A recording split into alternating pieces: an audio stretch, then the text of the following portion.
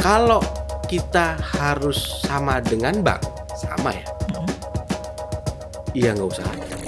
Supaya masyarakat kita itu, masyarakat kelautan perikanan, ini kan visi kita ingin mensejahterakan mereka. Ini pinjaman, ini pembiayaan, bukan bantuan. Lembaga keuangan mana yang bisa memberikan rate 3% per tahun flat? Hanya BLU LPM UKP, Pak? Hanya BLU LPM UKP. Berarti ada pendampingan usaha juga ya? Ada dong, BLU LPM UKP. Itu yang membedakan, tadi mirip ya. Kita hanya dibayar dari 3% itu. Oh gitu. Untuk Tidak konsultan ada. seperti nggak ada. Terima sesuatu dari debitur, kita tahu, cat. Ini kalau misalkan sahabat Bahari di rumah yang nonton pengen mengajukan modal usaha di BLU LPM UKP itu gimana sih Pak? Gimana caranya dan apa syaratnya yang Oke. harus dipenuhi?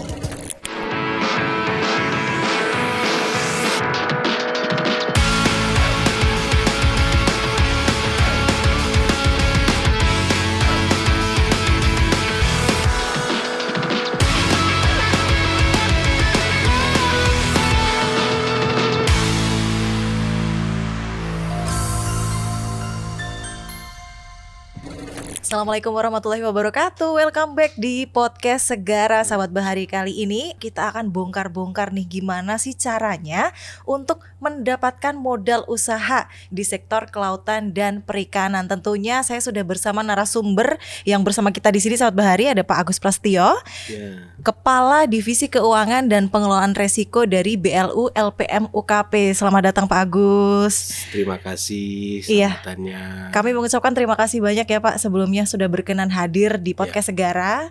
Nanti kita juga tanya-tanya banyak Pak tentang BLU LPM UKP ini ya Pak ya. Mungkin boleh kenalan dulu Pak dengan sahabat Bahari di rumah karena kan banyak yang belum tahu mungkin ya Pak ya. Tak kenal maka tak sayang. Wede. Tak kenal maka kenalan sih Pak, yang betul Pak. Iya benar dong. Kalau nggak kenal, gimana mau tahu lebih dalam? Betul. Jadi gimana nih Pak Agus ini siapa Oke. sebetulnya? Kita kenalan dulu ya. Saya Agus Prastio. Sebelumnya, saya sebelum di LPM UKP itu di Biro Keuangan. Oh, di Biro Keuangan sebelum di LPM Di Biro UKP. Keuangannya KKP. Jadi saya masuk diterima sebagai PNS itu di tahun 2009. Oke. Saya aktif di 2010 sampai dengan tahun 2023 kemarin saya masih di Biro Keuangan. Baru saya definitif masuk di LPM UKP sesuai dengan SK Menteri itu 1 November 2023. 1 November. Berarti belum ada 1 tahun ya Pak ini? Belum ada 1 tahun. Sudah jadi kepala divisi loh langsung loh. Memang waktu itu pembukaan lowongan dari LPM UKP untuk kepala divisi keuangan dan pengendalian risiko. Jadi saya beranikan diri untuk dapat tantangan baru di LPM UKP sebagai kepala divisi keuangan dan pengendalian risiko. Apa yang bikin Bapak minat ke sana Pak selain untuk menantang diri sendiri Pak? Saya melihat gini ya. Saya tahu LPM UKP itu dari mulai LPM UKP itu berdiri. Karena kami di Biro Keuangan. Ya.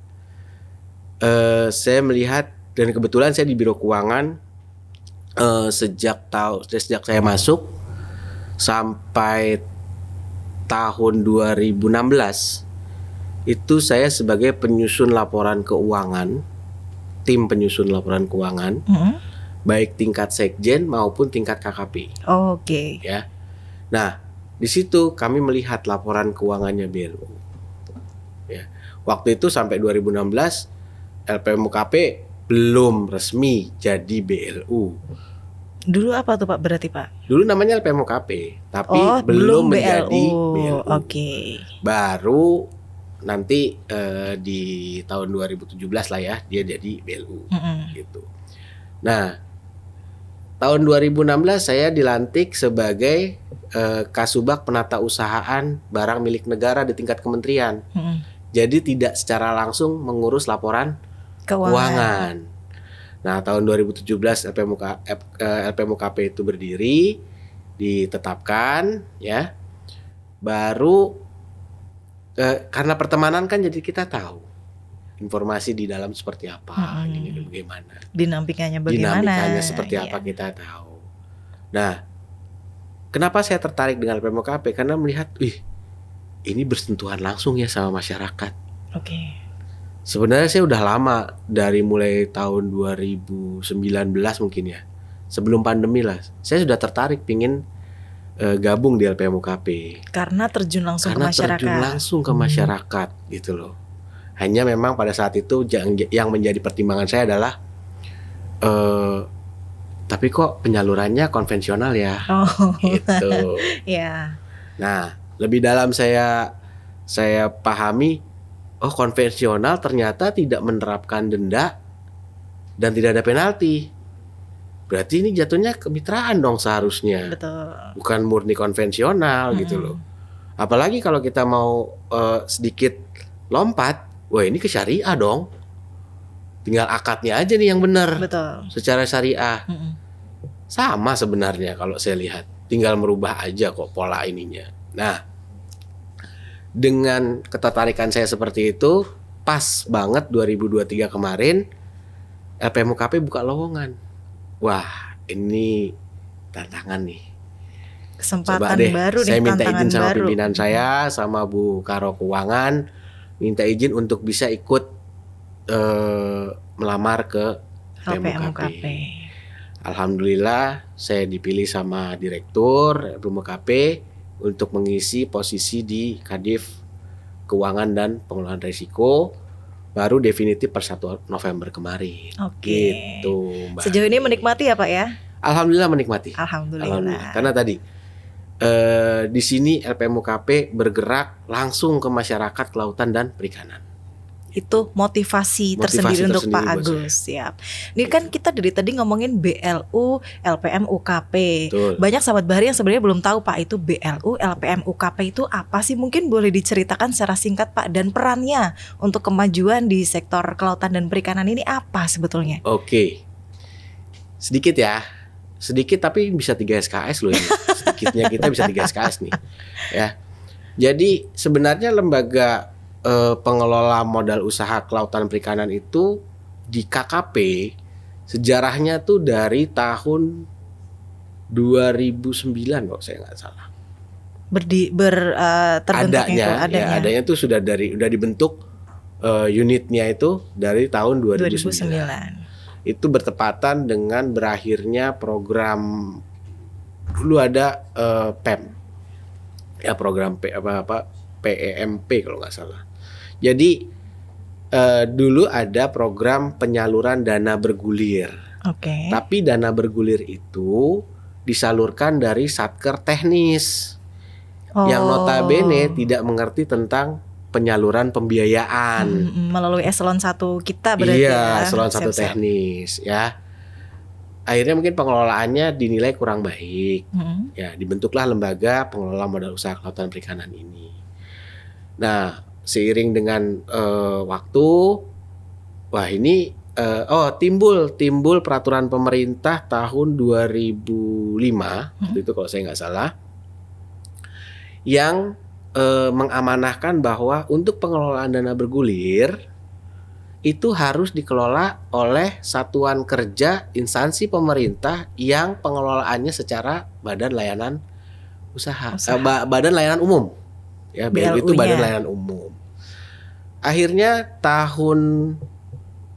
mulai tahun 2014-2015 digodok nih LPM UKP supaya menjadi BLU. Gitu loh, supaya menjadi satker yang nantinya pengelolaan keuangannya berdasarkan badan layanan umum. Baru di tahun 2016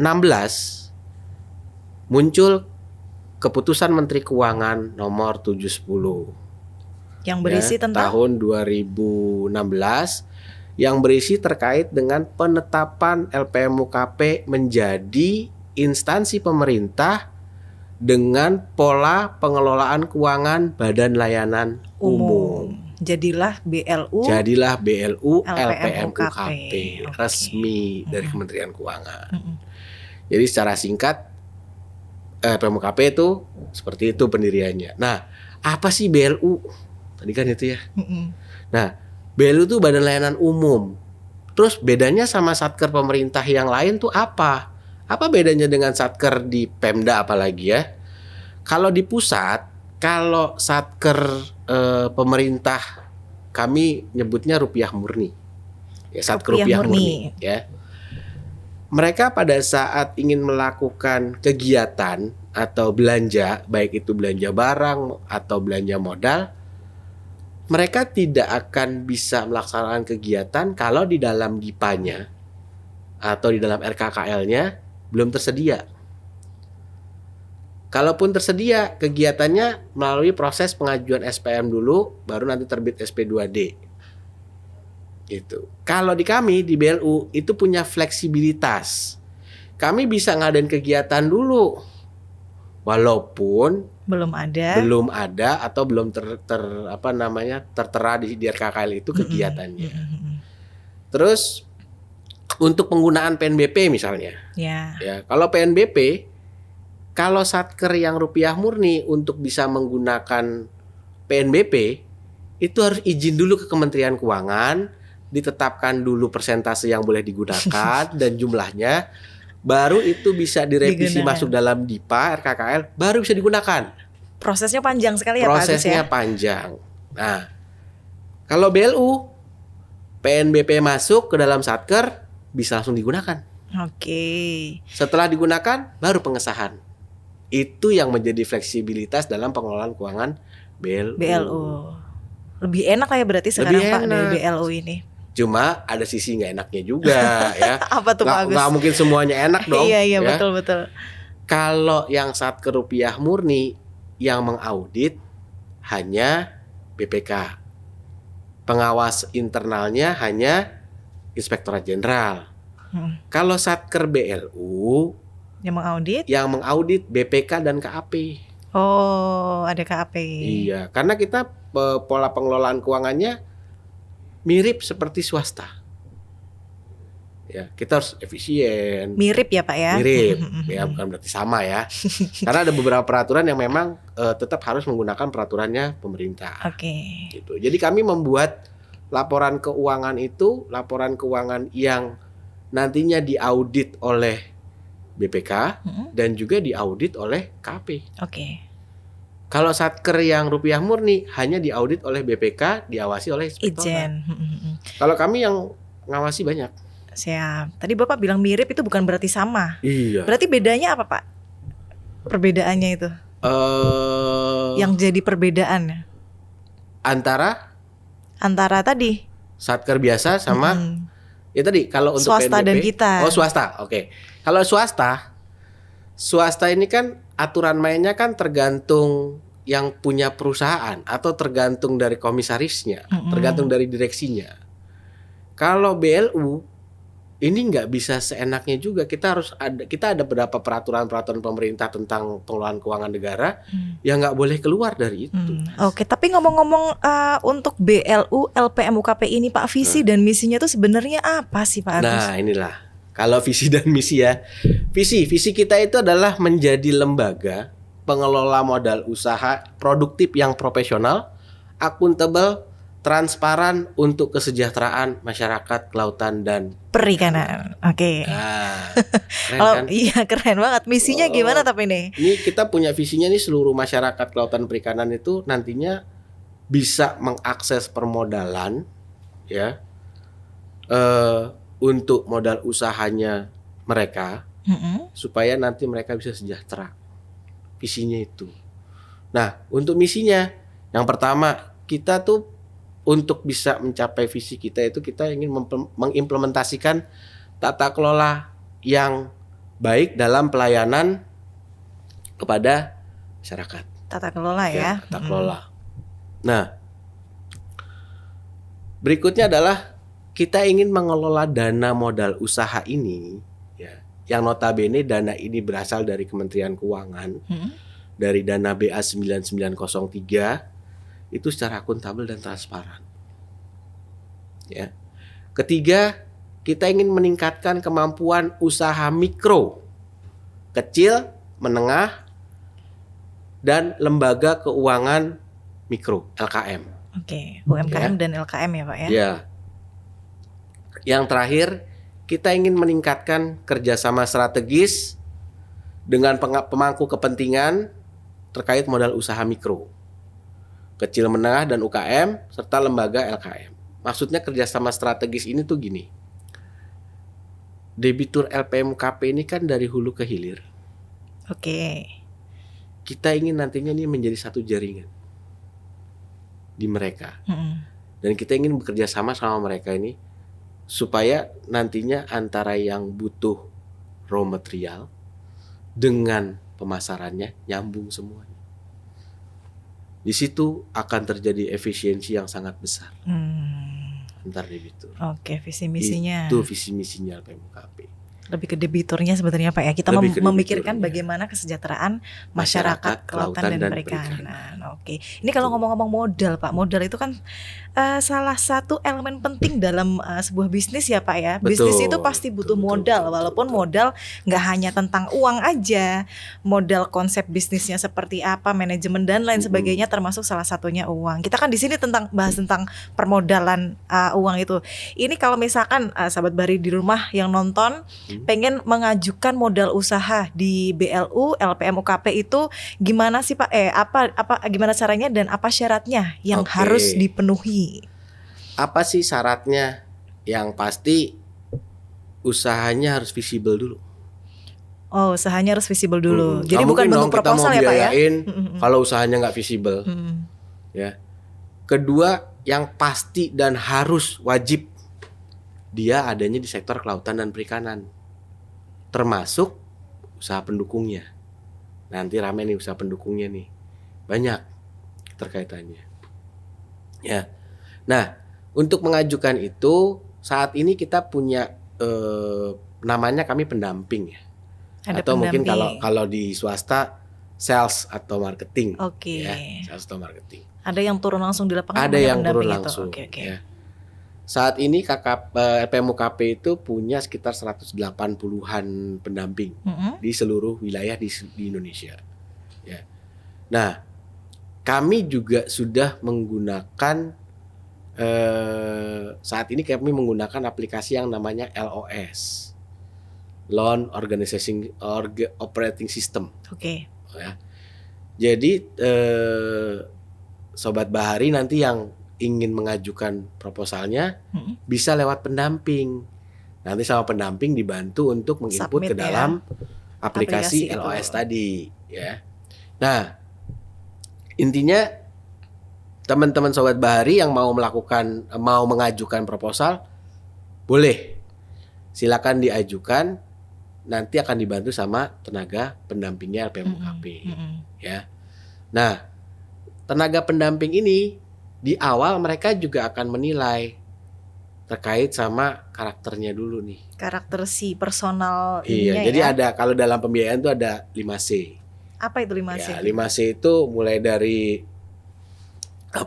karakter, kapasitasnya, ya, modalnya, terus kondisi usahanya sama agunannya. Jadi kalau di bahasa Inggris itu ada 5C itu ya. Mulai dari karakter, capacity, kalau modal tuh capital, terus condition, sama terakhir itu collateral. Gitu. Itu yang akan dilihat dulu di awal oleh para pendamping, ya. Kadang-kadang gini, usahanya visible, ada usahanya, tapi ternyata kolateralnya dia nggak ada. Gitu. Nggak bisa lolos yang begitu berarti ya. Nah, di LPMUKP itu kami ada kebijakan seperti ini. Kalau dia pengajuannya itu perorangan, ya, perorangan ini kami mewajibkan jaminan itu 125% dari total pengajuan pembiayaan yang mereka ajukan. Bukan 100% tapi 125% untuk jaminannya. Dan itu berlaku umum mungkin ya. Walaupun sebenarnya di dalam PMK itu tidak ada menyinggung terkait sama jaminan. Ya. Mudah-mudahan saya yang keliru ya. Tapi tidak ada sih. Sepanjang yang saya pelajari tidak ada. Tapi kan pemerintah tetap, ini kan dananya masyarakat, dananya pemerintah. Monitoringnya harus jelas dong, gitu biasanya masyarakat. Mitigasi resikonya harus jelas dan harus nanti kalau dianya rugi gimana? Pertanyaannya selalu itu pasti. Terus apa yang bisa untuk mengcover itu? Jaminan gitu loh. Karena saat ini LPM UKP belum menerapkan asuransi kepada para debitur. Tapi kita mungkin akan ya ke depannya. Kedepannya mungkin akan ke situ ya Pak ya. Iya. Jadi kita akan coba untuk mengantisipasi gagal bayar dari para debitur, kita akan menetapkan mungkin dengan pola asuransi. Balik ke yang tadi. Syaratnya masih tentang syarat ya? Masih tentang syarat, yaitu ada proposal, dia visible. Nanti kalau sudah masuk, sebenarnya nggak banyak ini kok, nggak ribet kok di LPM-UKP beneran deh. Aku Nggak ribet ya Pak Agus, belum ya. tentu sahabat Bahari merasa nggak ribet juga loh Pak. Iya juga sih. Iya kan? Kalau menurut kita tuh ini kita sudah se-fleksibel mungkin ya. Kita cukup standar lah, KK, KTP ada, iya. rumahnya Oh, jelas, okay. Ya. Nanti dilihat sama pendamping bener nggak usahanya ada, ya. Terus kalau ada jaminan, dia pakai jaminan pun juga. Pertanyaan di kami itu banyak gini, Pak, saya untuk jaminan atas nama saya nggak ada Pak. Adanya atas nama adik saya Pak, atas nama orang tua saya Pak. Atau dia punya rumah misalnya, belum saya balik nama Pak. Boleh nggak sih? Boleh. Oh boleh. Boleh. Ada mekanismenya nanti. Oke. Ya, kalau yang punya family misalkan atau orang lain yang memang ingin menjaminkan asetnya buat si calon debitur kita, ada surat pernyataan bahwa mereka memang bersedia untuk menjaminkan aset mereka sebagai jaminan calon debitur kita. Iya sih, se-fleksibel itu berarti ya Pak ya. Enak loh. Yang penting ini surat ini tidak dijaminkan ke tempat lain sebelumnya gitu kan ya. Oke, janganlah. Kalau gitu nanti kita dapat angkanya kecil sekali. Gitu ya. Terus tadi kalau misalkan jaminannya Pak belum balik nama Pak, kita masih letter C Pak. Gimana Pak, bisa nggak Pak? Bisa. Nanti diproses di notaris. Pada saat perikatan itu nanti kita proses di notaris. Notaris yang akan bantuin untuk proses balik namanya. Begitu sudah dibalik nama, baru kita namanya ada istilah di kita tuh istilah pengikatan itu namanya hak tanggungan. Oke. Baru diikat lagi. Clear, so Pak, fleksibel itu gitu. Itu fleksibel untuk para debiturnya. Tapi kalau untuk ke LPM UKP-nya, apakah itu tidak beresiko? Takut nggak sih Pak? Kalau ya beresiko pasti. Ya. Bicara beresiko dari awal ini perlu kami sampaikan ke Sobat Bahari ya. Apa sih bedanya kita LPM UKP dengan perbankan yang ada? Sektor kelautan dan perikanan itu menurut teman-teman di perbankan itu sektor yang high risk untuk dibiayai. LPM UKP itu didirikan justru untuk melakukan pembiayaan, penyaluran dana bergulir dengan metode pembiayaan. Jadi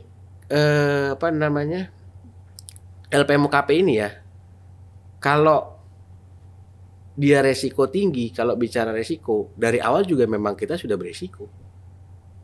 Yang mau dibiayain juga udah beresiko. Oke. Kalau perbankan aja nggak mau masuk, LPM UKP justru mau masuk. Karena terus siapa lagi kalau bukan kita kan ya Pak? Nah itu pertanyaannya. Kalau kita harus sama dengan bank, sama ya? Iya nggak usah ada. Makanya tadi Bapak bilang mirip karena ada bedanya. Mirip, ya, karena ada bedanya. Bedanya tadi kita prosesnya memang fleksibel, tapi fleksibel bukan berarti kita nggak ada penyaringan ya. Kalau iklan zaman dulu tuh ada salah satu merek minyak goreng gitu ya. Kalau dia 2 kali penyaringan, kita penyaringannya berkali-kali, kita penyaringannya juga. Sampai bisa diminum. Gitu loh. Sampai bisa kita tentukan, kita putuskan, oh ya ini calon debitur layak kita biayai atau tidak. Gitu.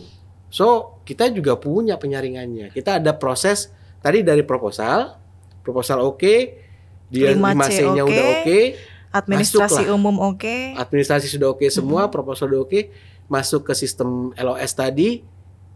Nanti ada analis resiko di LPM UKP yang akan menilai. Analis resiko ini berhubungan langsung sama calon debitur nanti. Dia yang kontak, dia video call, dia nge-zoom, lihat usahanya seperti apa. Ya. Nanti dari situ kelihatan setelah menurut analis resiko ini oke, naik ke tingkatan berikutnya namanya komite. Nah, komite itu debitur nggak ikut, calon debitur nggak ikut. Analis resiko tadi sama komite itu hanya analis resiko, kami di manajemen, sama ada satu anggota komite dari unit teknis yang menguasai. Oh, I see. Gitu. Jadi misalkan kita mau komite untuk pembiayaan sektor budidaya, berarti kita akan minta anggota komite dari eselon 1 budidaya yang menguasai. Dan kita saat ini alhamdulillah kerjasama dari direktorat teknis itu semuanya baik. Ya, dari budidaya sudah mengirimkan, ada anggota untuk komite tangkap, ada komite PRL, ada komite PDS, ada komite. Oke. Ya, jadi semua sudah ada anggotanya masing-masing. Kita akan meminta advice dari mereka. Kira-kira calon debitur kita ini layak nggak kalau kita biayai? Di komite itu akan kita tentukan. Setelah dari komite baru ke pemutus. Pembuat keputusan. Pembuat keputusan ini kalau di LPMUKP dibagi menjadi 2. Kalau pengajuan pembiayaannya di bawah sampai dengan 2 miliar, itu di Kadif Keuangan dan Pengelola Risiko. Pak Agus ini berarti. Oke. Ya. Kalau di atas itu pemutusnya adalah Pak Direktur. Oh, langsung dengan Pak Direktur LPMUKP ya. Langsung dengan Pak Direktur LPMUKP. Berdasarkan perdir kita, seperti itu kita aturnya. Oke, prosesnya seperti itu berarti ya Pak Agus ya. Tuh. Setelah itu sudah clear langsung cair. Oh, masih ada. Belum langsung cair. Kita minta lagi nanti nih. Setelah saya putuskan atau Pak Dir putuskan, baru kita akad. Sebelum akad pun SP3, namanya ada dokumen namanya SP3 nanti. Ya. Apa yang dipersyaratkan di dalam komite yang tertuang di SP3, apakah seluruhnya sudah dipenuhi oleh calon debitur? Oke. Kalau semua sudah dipenuhi, baru kita akad. Setelah akad, baru mereka bisa mengajukan proses pencairan. Nah, pencairan sendiri syaratnya kalau untuk teman-teman di retail atau di kita sektor retail ya, perorangan tadi ya, itu baru mereka bayar provisi dulu, ya baru kita akan cairkan. Itulah ending pencairannya. Siap. Gitu. Ini ngomong udah cair nih. Tapi kalau untuk jenis usahanya Pak Agus, jenis usaha di sektor kelautan dan perikanan yang dapat mengajukan permodalan ke LPMUKP, ke BLU LPMUKP itu yang seperti apa Pak? Jenisnya apa saja Pak? Nih, usahanya apa aja sih yang boleh di sektor kelautan perikanan? Pertama, usaha untuk penangkapan ikan. Ya. Untuk kebijakan kami saat ini, kalau teman-teman usaha penangkapan ikannya mendukung program prioritasnya KKP untuk program penangkapan ikan terukur, pimpinan pasti akan support. Oke. Dan usaha pendukungnya. Nah, itu yang dimaksud usaha pendukung gimana sih maksudnya Pak? Nih, serunya nih ya. Kalau nelayan, ya, dia mau melaut, nangkap ikan. Apakah ikannya begitu sampai ke TPI, tempat pelelangan ikan, langsung laku? Oke. Belum tentu kan? Andaikan kata nggak laku. Berarti kan gitu. Ikan ini harus dimasukin ke cool box atau cool storage. Nah, ada KKP punya cool storage, tapi tidak semua daerah punya. Kebetulan misalnya nih ada calon debitur yang ingin bermain di usaha cool storage, mau mengajukan, boleh apa nggak? Boleh, itu kan pendukung. Ikan datang, ya. Ada nelayan yang belum laku terjual, dia mau sewa dulu nih cold storage. Iya. Bisa seperti itu ya. Betul. Atau Pak, saya usahanya bikin es batu Pak, buat ikan-ikan yang tadi Pak. Boleh nggak Pak ngajuin? Boleh. Es batunya. Karena ikan tadi kalau nggak ada es batu, nggak ada cool box, busuk dong. Nggak laku nanti. Kasihan layan kita nanti. Berarti yang dimaksud usaha pendukung itu ya turunannya dari situ yang masih inline ya Pak ya? Yang masih inline dengan si usaha penangkapan ini misalkan. Seperti itu. Selanjutnya Pak, jenis yang lainnya mungkin atau hanya penangkapan aja nih jangan-jangan? Enggak kan ya? Enggak. Ada budidaya. Budidaya pastinya ya. Budidaya dari budidaya ikan ya. Ikan aja jenisnya macam-macam. Budidaya nila itu beda sama budidaya lele. Budidaya patin. Iya, treatmentnya beda betul. Treatmentnya beda-beda. Pasti kalau budidaya sepanjang itu masuk sektor perikanan kita biayain. Mau budidaya lobster darat bisa. Mau budidaya lele bisa, apalagi ya. Lele, nila, patin. Bahkan kalau ada debitur yang mau membudidayakan gabus saat ini, kita akan perhatikan. Karena dia punya value. Gabus ya. Itu. Ya. Itu budidaya. Nah, kalau budidaya apa sih pendukungnya? Ikan butuh makan nggak? Iya, pakan. Obat ikan. Terus apa lagi ya? Banyak tuh bidangnya. Terus habis dibudidayain, ikan ini diapain? Dijualkah atau diolahkah gitu ya? Diolah. Berarti ada bisnis pengolahan dong. Contoh bandeng misalkan. Teman-teman tahu nggak bandeng yang ada yang dijual di Semarang tuh? Bandeng Juwana. Berarti kan udah proses tuh. Iya. Dari bandeng di presto, dibumbuin, baru bisa dikonsumsi oleh masyarakat, di packaging. Nah, itu pengolahannya tuh. Ya. Terus pemasaran. Ada loh debitur-debitur kita yang sudah eksis sekarang ya. Dia produksinya maklon atau orang istilahnya white label. Belum dilabelin, tapi sudah BPOM, sudah halal MUI. Maklun, kalau teman-teman mau usaha pemasaran, Pak, kita ngambil dari ini Pak, misalkan perusahaan A ini dia sudah BPOM, sudah ini, kita mau bantu pemasarannya tapi nanti dengan merek kita sendiri. Bisa nggak dibiayain sama LPMUKP? Ya bisa lah. Oh, tetap bisa tuh begitu tuh. Iya, pemasaran dia. Tapi akan lebih baik kalau Pak, saya mau ngolah ikan, nanti kita bantu pasarin Pak. Wah, itu lebih baik lagi. Berarti kan dia akan ngambil dari debitur kita yang budidaya, ya, itu diolah sama dia, jadilah bandeng presto. Iya. Gitu. Itu kan lebih baik lagi. Budidaya. Terus sektor lain ada nggak? Ada dong. Tadi ada pengolahan sama pemasaran udah ya. Garam. Usaha garam bisa. Kalau garam usaha pendukungnya apa Pak? Usaha pendukungnya jangan salah. Industri F&B, you know F&B? Iya. Food and beverage. Iya. Kalau dia butuh gula, dia butuh garam nggak? Iya sih. Iya. Gak ada yang nggak butuh garam. Oke. Kita nggak bisa cuma produksi garam Himalayan karena emang cuma ada di sana aja. Tapi kalau bicara garam laut, potensinya besar. Luar biasa, betul. Gitu ya. Dari garam krosok, garam laut nih yang baru jadi. Sekarang ini yang lagi kita coba kembangkan kualitas dari debitur kita itu. Bagaimana garam ini bisa menyasar sektor farmasi. Menjadi garam farmasi. Untuk kesehatan ya? Iya. Kamu tahu make up yang kamu pakai itu ada kandungan garamnya. Dan itu masuknya farmasi. Iya. Dan itu value-nya lebih tinggi dibanding garam konsumsi.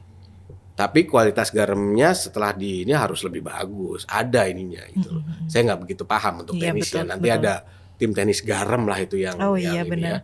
Untuk kosmetik, untuk spa gitu kan kita rendam kaki aja pakai garam kan biasanya kan. Bahkan sekarang lagi trending juga tuh kan garam rukiah. Iya. Saya baru beli lagi Pak itu kemarin Pak. Garam rukiah tuh buat. Serius baru beli banget itu. Bedanya apa sebenarnya Pak? Karena didoain aja atau gimana tuh? Ngomong-ngomong garam rukiah. Wallahualam bisawaf lah kalau gitu lah ya. Saya nggak begitu paham untuk apa ininya. Tapi prinsipnya kalau usaha garam itu potensial. Dan itu kita bisa biayai. Berarti usaha pendukung itu ya bisa ke situ-situ ya berarti bisa. Ya Pak ya untuk garam ini. Luar biasa. Ini kan tadi misalkan garam ya. Garam dari garam krosok ini dia diolah nanti jadi setengah produksi itu biasanya akan diambil lagi dari sektor yang lain. Oh, yang ini mau buat konsumsi, ini mau buat farmasi, ini mau buat itu beda-beda tuh itu. Jadi pengguna raw material dari garam krosok ini setelah diolah setengah jadi nih, ini ada lagi prosesnya. Oke. Berarti ini kan pendukung juga nih mereka. Ada Habis nggak, itu Pak? ada juga yang garamnya tadi yang saya bilang sama produknya produk maklon juga, no label. Oh gitu. Mau dilabelin. Garam dimaklumin juga ada. Iya ada. Berarti lebih ke pemasaran garamnya gitu ya. Garamnya. Siap. Ada nggak Pak apa namanya petani garam ya, pembudidaya garam ya berarti kalau kita coba yang sudah sukses gitu ada dibina LPM UKP. Ada. Daerah mana itu Pak? Daerah Cirebon ada. Cirebon. Itu di beberapa ini juga ada yang garam. Itu dia ya tadi ada usaha penangkapan ikan, budidaya, pengolahan, pemasaran garam ya Pak ya. Terakhir ada juga nih yang lain nih, masih ada lagi. Ada Pak. Masih kedai pesisir misalkan. Kedai di pesisir itu bisa juga masuk tuh, bisa karena dia kan menopang masyarakat ekonomi kecil kan. Oh, oke. Misalkan ini ada gini lah ya. Tapi jangan salah pengertian juga nih, kayak misalkan di daerah pesisir itu ada kedai-kedai yang memang konsepnya sih kedai ini misalkan jualan ikan bakar. Kan ngambil dari nelayan. Oh, bisa untuk usaha turunannya mereka juga ya, seperti itu ya. Debitur kita misalkan dia maunya, Pak, saya jualan tadi ya, saya buka restoran seafood Pak, 90% bahan baku kita seafood Pak, bisa nggak kita biayain? Bisa. Memang dari hulu hilir berarti ya Pak ya? Oh iya dong, harus LPM UKP itu harus bisa menjangkau dari hulu ke hilir. Iya. Supaya masyarakat kita itu, masyarakat kelautan perikanan tadi kan visi kita ingin mensejahterakan mereka. Tapi perlu di note ya, ini yang kadang-kadang keliru pengertiannya di masyarakat. Ini pinjaman, ini pembiayaan, bukan bantuan. Betul. Jadi harus dikembalikan. Harus dikembalikan. Dengan komitmen tertentu ya Pak ya pastinya. Betul. Ya Pak ya. Dan kalau menurut ini pribadi ya saya, kalau kita hanya menerima bantuan, ya nggak sih kalau kita mendidik masyarakat itu jadi mentalnya nggak baik? Ya. Hanya sekedar bantuan memang kayak ya jadinya kita memanjakan yang arahnya tuh kurang baik ya Pak ya. Betul. Tapi kalau kita pembiayaan dengan berpendampingan ya, dengan kemitraan sama mereka, ya masa sih ini nggak baik buat mereka? Benar. Masa sih ini nggak memicu mereka untuk bisa berhasil? Gitu loh. Oke, itu dia dari beberapa jenis usaha yang bisa melakukan pengajuan modal ya Pak ya ke LPM UKP. Terus Pak ngomong-ngomong, ada nggak sih kriteria khusus yang harus dipenuhi oleh pelaku usaha baik itu perorangan, kelompok ataupun koperasi untuk bisa mendapatkan modal dari LPM, BLU, LPM UKP? Kriteria khusus tadi kayaknya udah sempat saya jelasin ya. Yang pertama usahanya ada visible. 5C tadi berarti ya di awal. Kalau yang utama tadi kan ada 2 ya. Usahanya ada, kedua dia sektornya kelautan perikanan. Tapi ini Pak misalkan katakanlah saya mau usaha dimsum, saya pengen jual dimsum Pak, boleh nggak sih mengajukan modal gitu? Emang bisa gitu? Bisa Pak? Tapi dimsumnya ikan. Iya dimsum ikan. Khusus kita kan lihat nanti. Skalanya deh kalau gitu, apakah misalkan cuma misalkan saya pengen usaha kecilan dulu Pak Agus, bisa nggak, atau harus dengan skala yang ya lo buat pabrik dimsum dong Anggi gitu misalkan, atau gimana? Gini, ini saya buka ini aja nih ya.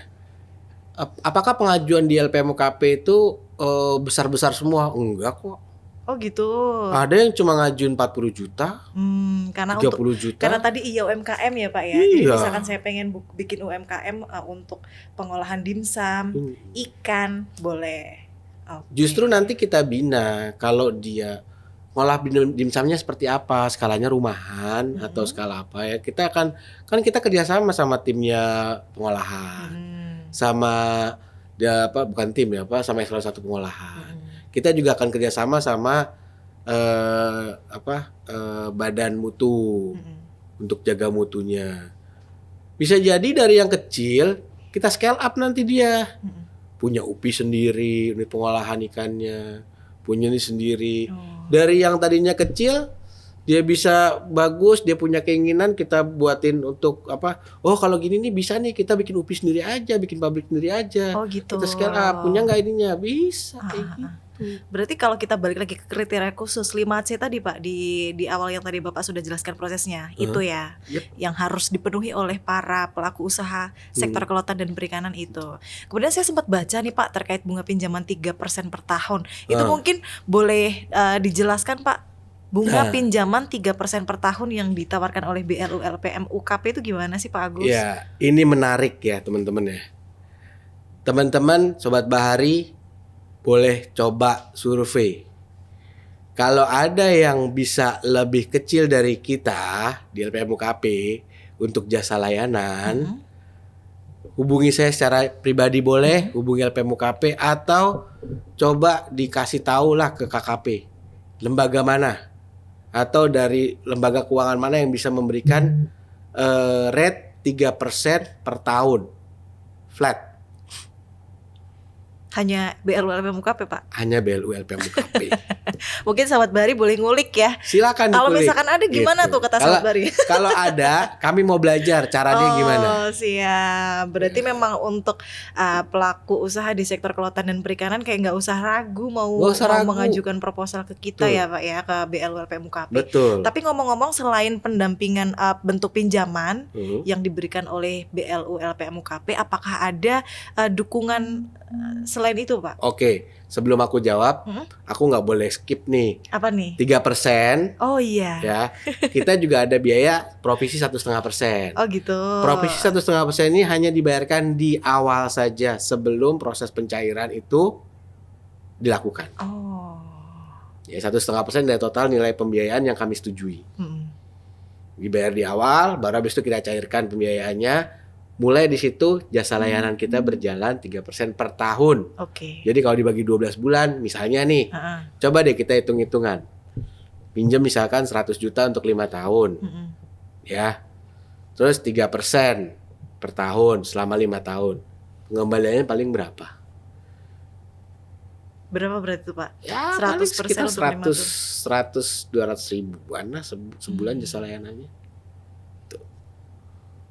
Itu tadi ya Pak ya, berarti selain 3% ada satu provisi 1,5%. Ya. Jadi ini sangat kalau untuk UMKM menurut saya ini sangat efisien. Ya, cost-nya dia untuk pembiayaan sangat efisien. Tapi ada notnya. Apalagi nih bagus notnya. Notnya begitu kita tahu penggunaan dananya tidak sesuai untuk pengajuan, kami nggak segan-segan laporkan ke APH. Oh. Ketat juga berarti ya. Kita tetap kekeluargaan tapi juga ada batasan-batasan tertentu ya Pak ya. Yang penting mah patuh aja di jalan yang benar aja ya bagus.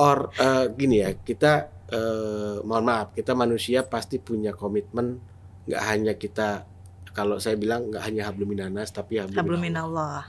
Pada saat kita akad apapun jenisnya, itu kita berakad tuh udah perjanjian loh. Menurut saya dimanapun itu diawasin sama malaikat. Iya, ya, sudah perjanjian. Menjadi hutang. Kalau buat kebetulan saya Muslim, hutang tuh dibawa mati. Betul. So kalau tujuan dari awal itu untuk pembiayaan yang baik, dia gunain juga baik, insya Allah hasilnya juga baik. Tapi kalau dari awal niatannya sudah nggak baik, nggak akan jadi baik. Notnya itu, begitu penggunaannya tidak sesuai, langsung kita nggak segan-segan untuk laporkan ke APH dan kita cut pembiayaannya. Oke. Gitu. Sampai di sini gitu sampai ya Pak. Sampai di sini saja dan kita blacklist. Gitu. Ada lagi mungkin Pak not yang lain terkait bunga pinjaman atau yang lainnya?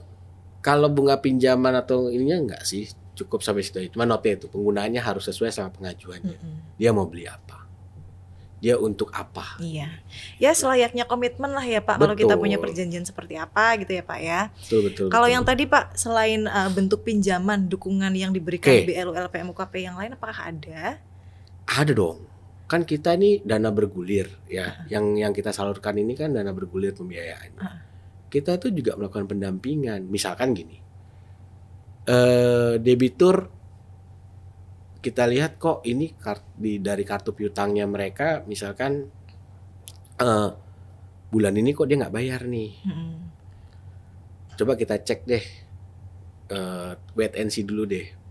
Mungkin bulan ini nggak bayar karena ada pembayaran yang tertunda dari dari customernya atau apanya ya. Oke. Kita wait and see paling tidak sampai 30 hari ke depan. Oh, lama juga ya Pak wait and see Ya, ya Pak. jadi ya? kan kita ada kolektibilitas. Ya, ada kolektibilitas 1, 2, 3, 4. Begitu kalau dia lancar, bayar lancar masuk 1, ya. Kalau dia sudah jatuh tempo tapi dia nggak bayar, itu lompat kedua. Oh. Ya, lompat kedua kita perhatikan nih. Begitu perhatikan, tim penagihan udah berjalan. Ini ada apa ya? Tagih. Kalau debiturnya info ke kita, Pak, bulan ini kami terlambat. Karena ada satu kondisi, misalnya gagal panen kita, Pak. Itu tim penagihan nggak cuma, oh saya nggak mau tahu, pokoknya harus bayar. Nggak gitu di LPMUKP. Gagal bayarnya Pak, kenapa panennya kok gagal? Kendalanya ada apa? Apa yang bisa kami bantu? Oh, bahkan sampai menawarkan bantuan Iya Pak? dong. Misalnya gini Pak, ini saya nggak tahu nih Pak, ini kok kita kena virus Pak. Coba Pak dicek antara air masuk sama ipalnya, air keluaran sumbernya sama nggak? Wah saya nggak ngerti Pak. Kalau pinjamannya besar, kita lihat dulu lokasi di mana dia. Oke, ada tim Bisa yang nggak turun kita lapangan terjunkan ya tim berarti ke ya? lapangan untuk melihat debitur kita. Nanti kita cek, kita kasih mereka suggestion, saran. Pak misalnya, kolam Bapak ini nggak sehat kalau kayak gini. Oke. Gitu loh. Berarti ada pendampingan usaha juga ya Ada Pak, dong di LPMUKP. Itu yang membedakan, tadi mirip ya. Ya. Iya. Itu yang membedakan LPMUKP dengan lembaga perbankan. Oke. Kita ada pembinaannya, kita ada pendampingannya. Ya, jadi selain ada permodalan usaha, ada juga pendampingan usaha. Betul. Kalau punya masalah ngomong aja sama kita. Ngomong dulu, jadi jangan dipendam di hati. Gitu. Oke. Nah, misalnya nih ada kendala lagi, Pak. Kita ini kok lesu banget Pak, kita nggak bisa jualan nih Pak. Stok banyak kita Pak, ikan lele tuh bertonton Pak kita Pak, nggak bisa jualan. Gimana nih Pak? Coba kita carikan contoh yang tadi siang saya baru aja tadi. Ada salah satu debitur kita di daerah Palopo punya stok ikan bandeng. Nggak sedikit sih, menurut saya sih ya, sudut pandang saya nggak sedikit sih, sekitar 350 ton dia punya stok bandeng dari bulan Januari. Dari bulan Januari sampai sekarang Pak? Iya. Wow. Coba, ya kita bantuin dia untuk pemasaran. Salah satunya tadi saya sambungkan Ke? salah satu pengusaha yang baru saja ya. Baru saja kita setujui dia ngajuin untuk usaha pengolahan bandeng.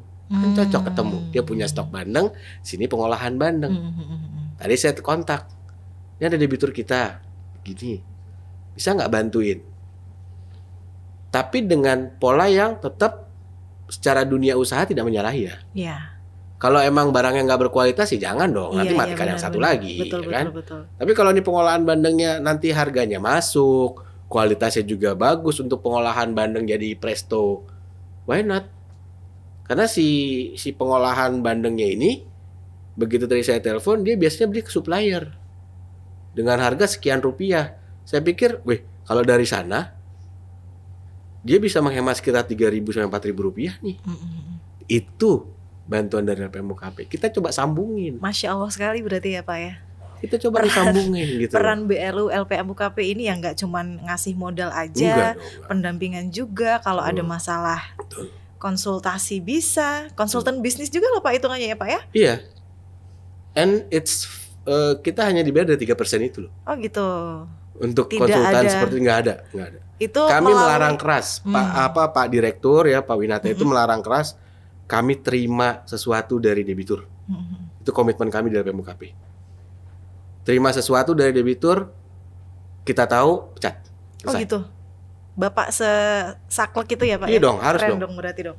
Harus dong. Kesian Pak Menteri kalau LPMUKP tercoreng gara-gara Setuju. menerima sesuatu dari debitur. Ketahuan pecat, dah selesai urusan. Oke, itu kan secara teknis ya Pak, apa gangguan-gangguan atau tantangan lah kita Betul. sebutnya, kendala atau tantangan yang dihadapi para pelaku usaha. Mm-mm. Kalau untuk mengajukan atau memperoleh modal ke LPMUKP sendiri Pak, pernah nggak sih ada kendala atau ya masalah yang dihadapi pelaku usaha yang mungkin Bapak juga ikut monitoring di situ, ikut mitigasi di situ Pak? Ada, ya itu nggak bisa kita pungkiri juga. Jadi ada kendalanya itu kadang-kadang gini loh. Saya sedikit buka gini, dia kamuflase aja sebenarnya. Dia ini pengusaha penangkapan yang sudah berhasil. Penangkapan ya Pak ya? Nangkap misalnya nih ya, dia usaha penangkapan dia udah berhasil, punya kapal udah banyak, masih ngajuin ke LPMUKP juga. Mungkin mau mengembangkan bisnisnya supaya lebih besar ya Pak? Cuma kita harus tahu juga ternyata dunianya kelautan perikanan itu wow sekali gitu loh, besar ya. Iya. Kalau yang dibiayai yang besar-besar terus, kapan yang kecil bisa jadi besar. Betul. Itu yang jadi fokus kita. Ada satu cerita debitur kita di Brebes, di daerah Brebes. Selama ini dia hanya jadi ABK. Oke. Tempo hari dia ngajuin pembiayaan untuk bisa beli kapal. Karena dia punya teman-teman ABK, dia punya kru. Dia juga sudah levelnya sih bukan ABK lagi sih ya. Dia levelnya sudah nakoda tapi dia kerja ke orang, bos kapal. Gitu ya. Dia kepingin sekali punya kapal sendiri, bisa nangkap sendiri dan bisa memajukan masyarakat di Brebes. Itu. Ya, dia kepingin banget punya kapal. Akhirnya kita biayai kemarin. Kita setujui pembiayaannya. Itu sampai kalau saya nggak salah dia udah melaut 1 kali. Ya. Baru-baru ini berarti itu ya Pak ya? Belum lama ini. Baru-baru ini. Contoh seperti itu. Kita kepingin yang seperti itu. Koperasi contohnya. Yang biasanya koperasi-koperasi yang kita biayai ini kan biasanya hanya bermain di 12 mil untuk penangkapan. Iya. Ya, kebijakannya Pak Direktur sekarang, kita mau scale up nih koperasi supaya mereka bisa bermain di atas 12 mil. Oke. Gitu. Yang lebih besar. Itu yang mau kita ini, bukan kita mau jadi kami di LPMUKP berpikir gini ya. Kalau pemain-pemain besar yang katanya saat ini pasar lesu segala macam, tapi tetap tuh mereka melaut. Iya, masih tetap. Dengan segala resiko. Berarti kan ada something, maksud saya something. Berarti kan masih menghasilkan dong. Kenapa yang kecil-kecil ini nggak bisa kita scale up? Betul, setuju. Harus mendukung yang kecil-kecil juga ya Pak ya berarti. Gitu loh. Saya yakin Pak Menteri pasti dukung. Dan Pak Menteri sangat mendukung loh. Buktinya Pak Menteri waktu kemarin kan ke Gunung Kidul meresmikan pembiayaannya LPMUKP ke salah satu debitur kita. Itu berhasil loh. Dari yang cuma 4 miliar sekarang kita lebih besar itu nilainya. Itu koperasi ya Pak ya? Nah itu mungkin saya pengen deh Pak, boleh dong di-share ke kita, ke sahabat Bahari juga yang di rumah, ada gak sih cerita sukses dari para pelaku usaha yang mendapatkan modal dari BLU LPMUKP yang sekarang tuh udah keren banget nih usahanya Mbak sekarang Mbak gitu. Ada gak Pak? Ada. Bentar ya. Jadi ada salah satu, nih contoh gini ya, di daerah Gunung Kidul itu. Di Gunung Kidul ada koperasi namanya Mina Mulia Maju Mandiri. Mina Mulia Maju Mandiri. Mina Mulia Maju Mandiri. Iya. Nah ini saya jadi PR saya pribadi ya. Saya kepingin juga di LPMUKP itu debitur ini punya branding yang ngejual gitu loh. Maksudnya gimana Pak? Contoh kalau kayak koperasi gini, pada saat mereka mau diriin koperasi atau masih bisa dibalik nama lagi nih, yuk kita cari nama yang bagus gitu loh. Loh ini bagus loh bagus, Pak. Ini namanya bagus bukan berarti nggak bagus ya. Iya. Coba lihat Mina Mulia Maju Mandiri. Iya udah mulia, maju mandiri lagi. Doanya kan luar biasa tuh Coba Pak. Kalau kita giniin koperasi 4M. Yeah. Oh, dengan kata yang lebih jualan dong, ya kan? Easy listening ya Pak ya. Betul, easy listening. Ya. Jadi kan lebih nantinya itu produk dari siapa tuh lelenya? Koperasi 4M. Kan lebih oke kan gitu kan, lebih oke gitu loh. Dibanding belinya dari mana? Itu loh Koperasi Mina Mulia Maju Mandiri. Lama nyebutnya. Orang kiranya gitu juga nanti ada beberapa koperasi tuh jadinya, Koperasi Mina Mulia Maju Mandiri. Iya, ini kan? koperasi yang mana nih gitu loh. Coba kalau dari nama aja udah menarik gitu. Menarik, bisa buat jualan. Orang udah cepet ininya. Secara branding juga akan lebih cepat melesat karena mudah diterima masyarakat pastinya ya Pak ya. Betul. Nah itu ceritanya gimana Pak tentang keberhasilan Koperasi 4M ini? Oke, jadi Koperasi 4M ini menurut informasi yang saya peroleh dari teman-teman di operasional ya, di divisi operasional, awal mulanya itu mereka ngajukan ya hanya untuk beberapa kolam saja. Terus tim LPM UKP turun ke sana, kita lihat lokasinya, kira-kira ini kesulitannya apa. Nah, ternyata salah satu kesulitan teman-teman di sini mungkin udah kalau yang tahu daerah Gunung Kidul ya. Gunung Kidul itu adalah salah satu daerah di Jogja yang untuk sumber airnya tidak semua wilayah itu mudah. Iya, betul. Kebetulan di desa Kalitekuk ini tergolong yang agak sulit untuk air. Kita menyebutnya biasanya Jogja lantai 2 Pak. Iya, Jogja lantai 2 berarti kan agak tinggi ya. Iya. Kalau Jogja lantai 2 agak tinggi berarti kan airnya tambah sulit lagi untuk dia naik. Nah itu dia. Nah Kalitekuk ini termasuk yang sulit berarti ya Pak ya? Iya betul. Nah di sini LPM UKP bergerak ke sana lihat kesulitan mereka air. LPM UKP langsung koordinasi sama teman-teman di Direktorat Budidaya. Ini ada masalah air untuk budidaya lele di sana. Tim dari budidaya sama LPM UKP turun, kita selesaikan masalahnya di sana. Terus kita biayai mereka, ternyata mereka berhasil.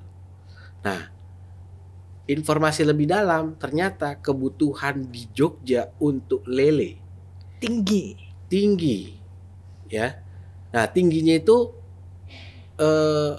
kalau saya nggak salah informasi yang saya dapat itu kebutuhan per hari itu sekitar 2 ton. Per hari itu Pak? Hari. Hanya Jogja tok. Ya. 2 ton, per hari. Kebutuhannya seperti itu. Saat ini untuk market Jogja tadi yang 2 ton baru bisa disuplai 800 sampai 900. Masih banyak berarti ya? Yang kurangnya iya. Itu yang menjadi dasar kenapa LPM UKP berani membiayai lebih besar ke Koperasi 4M ini. Ke Koperasi 4M supaya nanti stok Jogja nggak dari mana-mana lagi. Udah cukup dari Gunung Kidul aja dari nih. Gunung Kidul masuk wilayah siapa? Gunung Kidul. Jogja. Iya. Ya kan? Berarti kan dari Jogja untuk Jogja.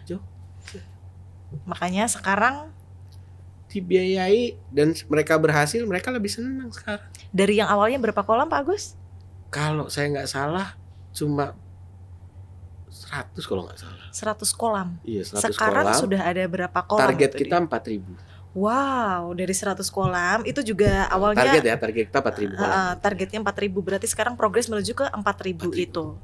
Yang 100 itu mereka memulai sendiri atau memang dari awal dibina oleh BLU LPM UKP Pak? Dari awal itu mereka memang awal mulanya dia koperasi binaannya teman-teman Direktorat Budidaya.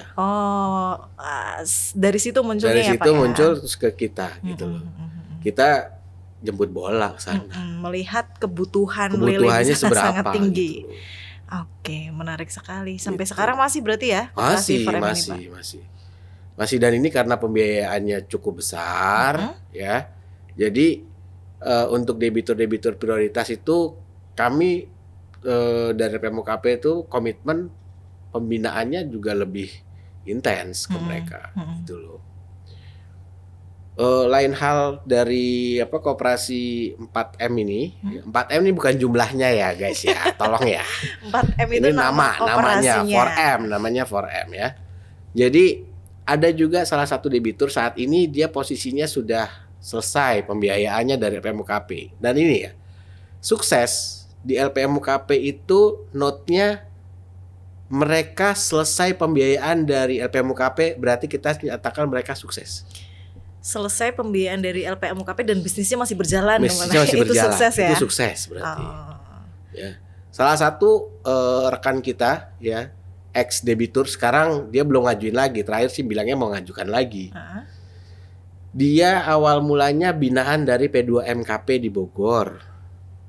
Dia produksi beberapa beberapa olahan yang raw materialnya itu dari ikan, dari cumi, dari macam-macam ya. Dia produksi dimsum, dia produksi otak-otak, dia produksi beberapa olahan. Sekarang ini dia menjadi salah satu supplier Horeca mulai dari Bogor sampai Puncak. Wow. Gitu. Itu juga salah satu yang berhasil. Itu berhasil. Bahkan terakhir saya main ke tempat mereka itu, mereka sekarang memang lagi mendirikan resto di daerah Bogor sama kalau saya nggak salah di daerah mana, saya lupa di daerah Blok itu mana gitu ya. Mereka resto dibikin dan mereka bisa scale up juga dari yang tadinya cuma olahan, bukan scale up, dia mengembangkan dan dia diversifikasi ya. Mereka akhirnya diriin satu restoran, kedua dia punya produk lain dari raw material ikan. Karena kalau makan dimsum nggak ada chili oilnya kan kurang enak ya. Oke, berarti dia produksi sendiri tuh chili oilnya. Jadi chili oilnya pun ada yang dijual terpisah dengan merek mereka sendiri. Oke. Gitu. Terus dia juga produksi beberapa sambal untuk kudapannya mereka, untuk makanannya mereka gitu. Itu nanti lama-lama maklun sih Pak mereka Pak. Oh iya. Maklun dimsum, saus dan seperangkat untuk biasanya restoran all you can eat ya yang begitu-begitu ya. All you can eat. Oke. Ada lagi mungkin Pak Agus? Ada lagi contoh yang budidaya itu salah satu yang kita biayai di, kalau saya nggak salah di Cirebon. Cirebon itu dia produksi lelenya itu per hari kurang lebih sekitar 7-8 ton. Itu kurang. 7-8 ton, waduh. Saya tadi 2 ton di Jogja aja udah kaget, ini 7-8 ton masih jadi kurang. Jadi sebagian Pak, dia itu sudah bisa memasarkan ke pasar domestik ya. Itu sekitar 5 tonan, 5-6 ton. Yang 1 ton dia udah bisa ekspor. Wow. Lucunya nih yang saya dapat informasi, justru yang diekspor itu yang size-nya besar untuk lele. Jadi market di luar itu lebih senang yang besar. Malah suka yang besar. Kalau orang kita senangnya pecel lele yang kecil-kecil. Iya, yang kecil-kecil sedang lah. Sedang. Ya, pasti market Indonesia, market domestik kalau dikasih lele yang besar geli. Oh gitu. Gitu. Di Cirebon tadi ya Pak Cirebon. ya. Oke. Dia bayangin per hari loh. Menarik sekali. Jadi kurang apa lagi Sobat Bahari untuk BLU LPM UKP ini? Pinjaman modal diberikan, kemudian pembinaan usaha juga bisa ya Pak ya. Kita bisa konsultasi bisnis nih sama teman-teman BLU LPM UKP.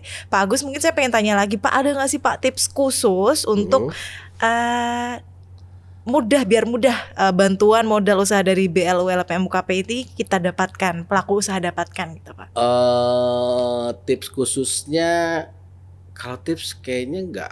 Ini coba deh jalan-jalan aja ke ke media sosial kita ya. Oh, langsung ke media sosial aja, tips and triknya, apa yang perlu dipelajari gitu ya berarti? Untuk yang dipelajari misalkan gini ya. Contoh, gimana ya cara bikin proposal, ininya bingung. Kontak aja kita, kan kita ada nomor kontak, kita ajarin bikin proposalnya gimana. Gitu. Tapi yang ngajuin tetap debitur ya. Iya. Gitu. Harus dengan pendampingan. Bukan kita dampingin. Jadi proposal usahanya nanti seperti apa, kita ajarin. Bahkan saat ini agak sedih sih ya saya. Kenapa Pak Agus? Sedihnya tuh ternyata calon debitur atau yang sudah eksis debitur juga tidak semuanya, karena saya dari keuangan ya, tidak semuanya itu mereka mampu untuk membuat laporan keuangan yang akuntabel. Nah itu dia. Kita bina loh mereka. Bikin laporan keuangan tuh begini. Iya. Kadang cuma bisa mengalokasikan, oh ini segini untuk A, segini untuk B, C, laporannya gimana ya gitu. Berarti itu dibina juga ya. Keren. Itu bahkan proposal juga ya, tadi dari proposal sampai dia bikin laporan keuangan sampai ke pemasarannya. Kalau mereka bingung, Kurang kita apa lagi kurang ya? apa lagi dalam KP itu, produknya udah all in. Iya, Di sistemnya situ, kekeluargaan, sistemnya yang penting ya tetap berada di koridor aja ya Pak Betul. ya. Kekeluargaan bukan berarti ini ya. Saya ngambil apa namanya? Istilah harga temen terus Oh. jadi enggak juga gitu loh. Bukan berarti Bukan keluargaan berarti, tuh Pak nanti kita selesaikan dengan kekeluargaannya. Iya kekeluargaan, tapi ya juga harus ikut disiplin. aturan gitu loh. Oke. Balik lagi tadi Pak Agus untuk sosial media LPM UKP nih, kalau sahabat Bahari pengen ngulik ada di mana nih Pak namanya Pak sosial Kita media? ada di Facebook ada ya. Facebook namanya? Facebook itu maaf aku nggak begitu apal juga ya. Oh. Bentar. LPM UKP KKP gitu mungkin ya. Kalau Facebooknya itu Facebook BLU LPM UKP. Facebooknya BLU LPM UKP. Untuk Instagram @BLU LPM UKP, nyambung semua, kecil semua.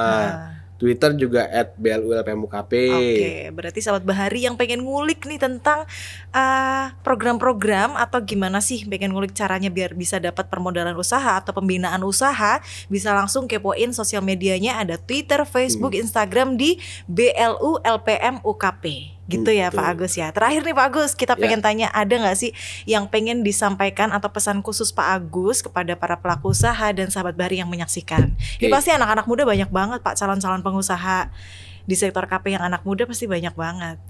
AUP kemarin baru lulusan kan. Banyak tenaga anak-anak muda. Oke. Gimana Pak Agus? Saya sampaikannya gini ya. Indonesia itu 70% itu wilayahnya perairan. Ya. Betul.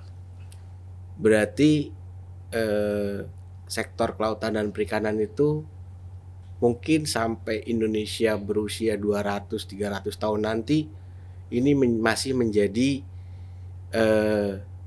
sektor yang menjanjikan. Ya, tetapi untuk bisa berkelanjutan kita harus jaga baik itu yang ada di laut dan untuk bisa berkelanjutan sektor budidaya mungkin lebih menjanjikan. Budidaya. Iya, karena kan dia terus-terusan. Jadi untuk teman-teman Sobat Bahari, cobalah masuk ke sektor budidaya. Jangan takut jangan takut untuk melangkah, karena rata-rata kalau baca ya pengusaha sukses itu karena mereka berani melangkah. Jadilah entrepreneur muda di sektor kelautan dan perikanan, dan kami di LPM UKP siap membantu teman-teman Sobat Bahari yang kesulitan dalam permodalan usaha di sektor kelautan dan perikanan. Misalkan nih Pak ada sahabat Bahari yang komen takut gagal Pak Agus gitu, gimana? Kalau takut gagal, aduh hari gini takut gagal. Ini LPM UKP sudah ada loh ya. Kita siap melakukan pendampingan usaha loh. Nggak hanya pembiayaannya saja. Masa sih masih takut gagal juga? Kalian didampingi oleh profesional dari KKP loh. Nggak hanya dari LPM UKP, nanti dari sektor-sektor direktorat yang lain di KKP juga akan bantu untuk proses pembinaan. Oke. Masa masih takut juga? Gitu. Iya. Masa masih takut juga? Ini ada LPM UKP, kita maju bareng ya Pak Agus ya. Maju bareng sama LPM UKP. Oke. Ada lagi mungkin Pak Agus yang pengen disampaikan kepada sahabat Bahari di rumah? Yuk kita kembangkan usaha kelautan dan perikanan. Keren. Oke, itu dia sahabat Bahari, kita sudah ngulik banyak gimana caranya biar dapat permodalan usaha dari BLU LPM UKP. Bahkan ternyata selain permodalan kita juga bisa dapat pendampingan usaha dari BLU LPM UKP. Jangan lupa update terus informasi seputar kelautan dan perikanan di sosial media. Dengarkan juga podcast Segara di YouTube Kementerian Kelautan dan Perikanan. Sampai jumpa di podcast Segara selanjutnya. Assalamualaikum warahmatullahi wabarakatuh.